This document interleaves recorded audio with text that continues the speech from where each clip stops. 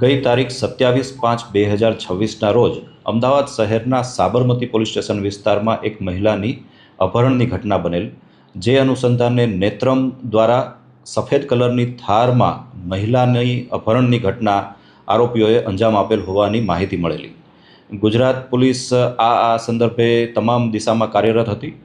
આ દરમિયાન સુરત શહેરના ઉત્તરાણ પોલીસ સ્ટેશન ખાતે સફેદ ગાડી જે થાર છે તે જોવા મળેલ હોવાની હ્યુમન ઇન્ટેલિજન્સના આધારે માહિતી મળતા ઉત્તરાણ પોલીસ દ્વારા સ્થળ પર પહોંચી ભોગ બનનાર મહિલા અને તેની સાથે 2 આરોપીની ધરપકડ કરેલ છે. ધરપકડ બાદ આરોપીની તપાસ કરતા આરોપી અજમેર સેન્ટ્રલ જેલમાંથી પેરોલ જમ્પ કરેલ હોવાની માહિતી મળેલ છે.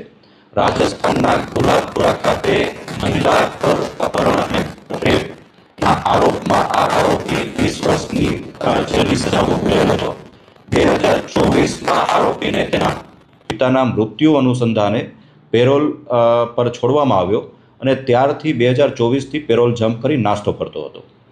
આ દરમિયાન રાજસ્થાન, હરિયાણા અને મહારાષ્ટ્ર સહિતના રાજ્યોમાં 20થી વધુ 4 વ્હીલ ગાડીઓની ચોરી પણ એણે કરેલી છે અને તે બાબતની તેણે સ્વીકારેલું છે.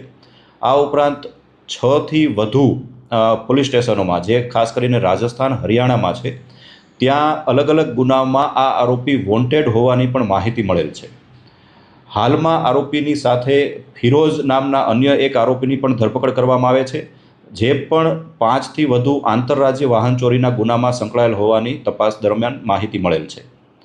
આરોપીની કસ્ટડી હાલમાં સાબરમતી પોલીસ સ્ટેશનને સોંપવામાં આવેલ છે.